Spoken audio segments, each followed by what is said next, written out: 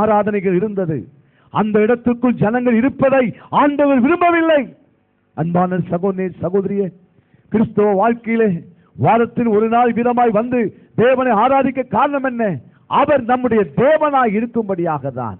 உங்கள் வாழ்க்கையிலே அவர் உங்களுக்கு தேவனாய் இருப்பார் என்றால், அவர் உங்களுக்கு எஜமானாய் இருப்பார் என்றால், நான் சொல்லுகிறேன், கர்த்தர் உங்களுடைய உபத்திரவத்தை எல்லாம் மாற்றுவார்.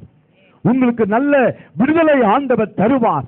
நீங்கள் இருக்கிற இடத்திலே ஆண்டவர் உங்களுடைய மனம் திரும்புதலை சரிப்படுத்திக் கொள்ளுங்கள். பாவத்திலேயே வாழ்ந்து கொண்டிருந்தால் எப்படி தேவன் ஜெயம் தருவார்? பாவத்தை விட மனமில்லாமல் இருந்தால் எப்படி உங்களுடைய கூக்களின் சத்தம் மகிழ்ச்சியின் சத்தமாய் மாறும்? ஆண்டவர் அதற்காக தான் அவரை வெளியே கொண்டு வரும்படி ஆண்டவர் சித்தம் கொண்டார்.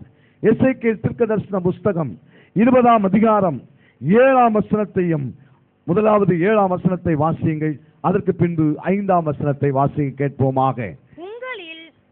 உங்களில் அவரவர் தங்கள் கண்களால் நோக்கின அருவருப்புகளை தள்ளிவிட்டு எகிப்தின் நரகலான விக்கிரகங்களால் உங்களை தீட்டுப்படுத்தாதிருப்பீர்களாக.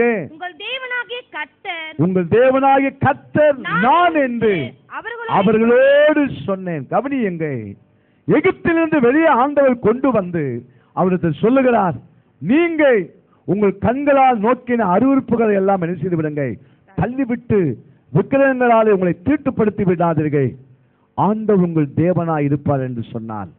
நீங்கள் தேவனுக்கு மாத்திரம் ஆராதனை செலுத்தவர்களாய், தேவனை மாத்திரம் மையப்படுத்தவர்களாய் இருக்க வேண்டும். மற்ற எந்த காரியங்கள் இருக்கக்கூடாது. இந்த கன்னிகையுடைய வாழ்க்கையிலே இருக்கிற அநேக காரியங்கள் என்னவென்றால், இந்த எகிப்தில் உள்ள ஜனங்கள், தேவனுடைய ஜனம் பிரிக்கப்பட்டு வந்தது போல பல நேரங்களில் பிரிக்கப்படாமல் இருக்கிறதுனால்தான் அவருடைய கண்ணீர் 80 வருஷமா இருக்கிறது. இஸ்ரவேல் ஜனங்கள் 430 வருஷம் எகிப்திலே அழுது கொண்டிருந்தார்கள். என்றைக்கு வெளியே வந்தார்களோ அன்றைக்கு தான் அவர்களுக்கு எல்லா நன்மைகளையும் ஆண்டவர் கொடுத்தார். இன்றைக்கு சிலருடைய வாழ்க்கையிலே 70 வருஷம் அதே பிரச்சனை, 40 வருஷம் அதே வேதனை. ரட்சிக்கப்பட்டு என்னையா பிரயோஜனம் எனக்கு என்று கேள்வி கேட்கிறார்கள். நான் எதற்குத்தான் ஞானஸ்தானம் எடுத்தனோ தெரியல. தேவனுடைய சத்தியத்தை குற்றம் சொல்லுகிறார்கள். தேவனுடைய சத்தியத்தினுடைய உண்மைக்கு மாறாக அவர்கள் பேசுகிறார்கள். தேவன் ஏதோ நமக்கு தவறு செய்தது போல நினைக்கிறார்கள். கர்த்தருடைய பிள்ளைகளே, உங்கள் வாழ்க்கையிலே முதலாவது அவர் உங்கள் தேவனாய் இருப்பதற்கு, அவர் உங்கள் எஜமானாய் இருப்பதற்கு நீங்கள் இடம் கொடுத்திருப்பது உண்மையாயிருந்தால், தேவன் அருவருக்கிற எந்த காரியங்களையும் உங்கள் வாழ்க்கையிலே இடம் கொடுக்காதீர்கள். 5ஆம் வசனத்தை வாசிப்போமாக. கர்த்தராகிய ஆண்டவர் உரைக்கிறது என்னவென்றால், நான் இஸ்ரவேலை தெரிந்து கொண்ட நாளிலே யாக்கோபு வம்சத்து ஜனங்களுக்கு நான் ஆணையிட்டு எகிப்து தேசத்தில் என்னை அவர்களுக்கு தெரியப்படுத்தினேன்.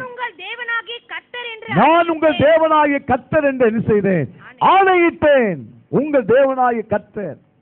எகிப்து தேசத்திலே என்னை அவர்களுக்கு என்ன செய்தேன்? தெரியப்படுத்தினேன். நான் யார் என்பதை தெரியப்படுத்தினேன். ரட்சிப்பு என்பது சாதாரணமானதல்ல. நீங்கள் எப்படி ரட்சிக்கப்பட்டீர்கள்? உங்களை பிசாசு அடிமைப்படுத்தி வைத்திருந்தான். நீங்கள் எப்படி மனம் திரும்பினீர்கள்? உங்கள் வாழ்க்கையிலே பாவத்தோடு வாழ்ந்து கொண்டிருந்தீர்கள். ஆனால் இயேசு கிறிஸ்து, அவரை நீங்கள் விசுவாசித்தபடினாலே, அவரை நம்பினபடினாலே இன்றைக்கு எத்தனை பேருக்கு நமக்கு ஆண்டவர் விடுதலை தந்திருக்கிறார்.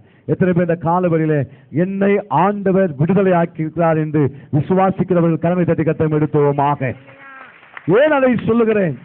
ஆண்டவர் தம்முடைய நாமத்தை நீங்கள் அறிந்து கொள்ளும்படி தெரியப்படுத்தினார். எதன் மூலமாக? அற்புதங்களின் மூலமாக, அதிசயத்தின் மூலமாக, தம்முடைய வல்லமையின் மூலமாக. நான் தான் தேவன், உனக்கு உன் வாழ்க்கையிலே உன்னுடைய பாவத்திலிருந்து உனக்கு விடுதலை கொடுக்கும் தேவன், உன்னுடைய வியாதியிலிருந்து சுகம் கொடுக்கும் தேவன், உன்னுடைய கஷ்டத்தை மாற்றக்கூடிய தேவன் என்பதை ஆண்டவர் உங்களுடைய எகிப்தினுடைய அந்த சூழலை நடுவிலேயே அவர் தம்முடைய நாமத்தை வெளிப்படுத்தினார்.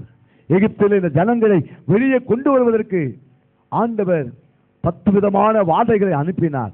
அது பார்வோனுக்கு மாத்திரமல்ல, இந்த ஜனமும் இந்த தேவன் யார் என்பதை அறிந்து கொள்ளும்படியாக தான். அன்பான சகோதரர்களே, சகோதரிகளே, இந்த தேவனுடைய வார்த்தை கேட்கிற உங்கள் எல்லாருக்கும் நான் சொல்லுகிறேன், இன்றைக்கு உலகத்தில் எத்தனை பேருடைய வாழ்க்கையிலே வேதனைகள் அனுபவித்துக் கொண்டிருக்கிறார்கள், உபத்திரவங்களை அனுபவித்துக் கொண்டிருக்கிறார்கள். ஆனால் உங்களையும் என்னையும் ஆண்டவர் அதிலிருந்து வெளியே கொண்டு வந்து விட்டார். இன்றைக்கு நம்முடைய வாழ்க்கையிலே நமக்கு இருக்கிற இந்த விடுதலையின் சந்தோஷம், இந்த மீட்பின் சந்தோஷம் உலகத்தில் எத்தனை கோடிக்கணக்கான மக்களுக்கு இல்லவே இல்லை. இந்த உலகத்தில் எத்தனையோ கோடீஸ்வரர்கள் இருக்கிறார்கள், லட்சாதிபதிகள் இருக்கிறார்கள், சொத்துக்களுக்கு அதிபதிகளாக இருக்கிறார்கள். இன்றைக்கு இந்த சிறிய ஆலயத்திற்குள்ளே, ஒரு சிறிய கட்டடத்திற்குள்ளே இருந்து விடுதலை பெற்ற, ஈட்டிலிருந்து வெளியே அழைத்து கொண்டு வரப்பட்ட தேவனாய் இருக்கிற நம்முடைய தேவனுக்கு உண்பதாய் இருக்கிற நமக்கு இருக்கிற அந்த மகிழ்ச்சி, நமக்கு இருக்கிற அந்த விடுதலை இந்த உலகத்தில் சபைக்கு வெளியே இருக்கிற யாருக்குமே இல்லை. ஆண்டவர் எவ்வளவு பெரிய பாக்கியத்தை நம் ஒவ்வொருவருக்கும் தேவன் தந்திருக்கிறார். இந்த ஊழியத்தில் இருக்கிற எனக்கு ஆண்டவர் இந்த பாக்கியத்தை தந்திருக்கிறார். எத்தனை பேர் இந்த காலையில் விசுவாசிக்கிறீர்கள்? உங்கள் வீட்டு பக்கத்தில் உள்ளவர்களுக்கு இல்லாத ஒரு பாக்கியத்தையும் பாக்கியத்தையும் கர்த்தர் உங்களுக்கு தந்திருக்கிறார். நீங்கள் வேலை செய்கிற இடத்தில் இருக்கிற மற்றவர்கள் ஒரு வேலை உங்களை விட வசதியுடையவர்களாய் வெளி பார்வைக்கு இருக்கலாம், ஆனால் அவர்களை விட கர்த்தர் உங்களுடைய கண்களை அவர் துடைத்திருக்கிறார். உங்களுடைய இதயத்திலே ஒரு சமாதானத்தை தந்திருக்கிறார். நீங்கள் அழுகிற ஜனமாக அல்ல, நீங்கள் எப்பொழுதும் மகிழ்ச்சியாக இருக்கக்கூடிய ஜனமாக, விடுதலையின் ஜனமாக தேவன் உங்களை அழைத்துக் கொண்டு வந்திருக்கிறார். உங்களுடைய ரட்சிப்பு ஆண்டவர் தம்முடைய நாமத்தை வியாதி நேரத்திலே, போராட்டத்தின் நேரத்திலே ஆண்டவர் தம்முடைய நாம மகிமைக்கென்று தேவன் ஒரு விடுதலை ஆண்டவர் கொடுத்திருக்கிறார். இந்த தேவனுக்கு கரங்களை தட்டி கர்த்தருக்கு மகிமை செலுத்துவோமாக. அவர் இன்றைக்கு உங்கள் தேவனாய் இருப்பார் என்றால், கீழே உள்ளவர்கள் தேவனுடைய வார்த்தை கேட்கிறவங்களுக்கு சொல்லுகிறேன், அவர் உங்கள் தேவனாய் இருப்பார் என்றால் உங்கள் வாழ்க்கையிலே யாருக்கும் இல்லாத ஒரு மேன்மையான நிலைமையிலே தேவன் உங்களை நடத்துவார். இந்த தேவன் உங்கள் தேவனாய் இருக்கும்படிதான் இந்த மனம் திரும்பின் பாதையில் தேவன் கொண்டு வந்திருக்கிறார். இந்த வெளியே ஆண்டவர் அழைத்து கொண்டு வந்திருக்கிறார். இரண்டாவது, உங்களுடைய வாழ்க்கையிலே ஆண்டவர் ஜனங்களை எகிப்திலிருந்து வெளியே கொண்டு வருவதற்கு காரணம் என்ன? யாத்ராகமம் 3ஆம் அதிகாரம் 12ஆம் வசனத்தை வாசிக்க கேட்போமாக. அதற்கு அவர் நான் உன்னோடே இருப்பேன், நீ ஜனத்தை எகிப்திலிருந்து அழைத்து வந்த பின் நீ இந்த மலையின் தேவனுக்கு ஆராதனை செய்வீர்கள். நீங்கள் இந்த மலையில் தேவனுக்கு ஆராதனை செய்வீர்கள். நான் உன்னை அனுப்பினேன் என்பதற்கு இதுவே அடையாளம் என்றார். நான் உன்னை அனுப்பினேன் என்பதற்கு இதுவே அடையாளம் என்று சொன்னார். இரண்டாவது, எகிப்திலிருந்து வெளியே வருகிற அனுபவம் என்னவென்றால், வெளியே வந்தவர்கள் இந்த தேவனுக்கு ஆராதனை செய்ய வேண்டும். அல்லேலூயா. உங்கள் தேவன் அவராய் இருக்க விரும்புகிறார். இரண்டாவது, அந்த தேவனுக்கு என்ன செய்ய வேண்டும்? ஆராதனை செய்ய வேண்டும். போய் நீ பார்வோனிடத்தில் சொல்லு. பார்வோனிடத்தில் சொல்ல வேண்டியது என்ன? என் ஜனங்கள் ஆராதனை செய்ய வேண்டும். கர்த்தருடைய பிள்ளைகளே, இன்றைக்கு நாம் ஆராதிக்கத்தான் வேதனை எல்லாம் போகும். 6:30 மணியிலிருந்து 7:30 வரைக்கும் கர்த்தரை ஆராதிக்கிறோம். ஏன் ஆராதிக்கிறோம்? அப்படிதான் சபை ஒழுங்குன்ற எண்ணத்திலையா? இல்லை.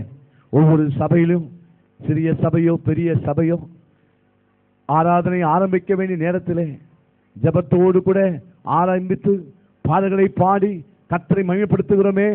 ஏனென்றால் இது செய்ய வேண்டிய கடமையான யார் என்றால், ரட்சிக்கப்பட்ட பிள்ளைகள் ஆராதிக்கிற பிள்ளைகளாக இருக்க வேண்டும். அபிஷேகம் பண்ணப்பட்ட பிள்ளைகள் ஆராதிக்கிறவர்களாக இருக்க வேண்டும். ஆண்டவரை தெரிந்து கொண்ட ஜனம், ஆண்டவரை அறிந்தவர்கள் தேவனை ஆராதிக்க வேண்டும். தேவனை ஆராதிக்கும் போது தாங்க கடந்த திங்கட்கிழமையிலிருந்து நேற்று இரவு வரைக்கும் உங்களை அழுத்தின பாரங்கள், உங்களை அழுத்தின கவலைகள் இருந்து இந்த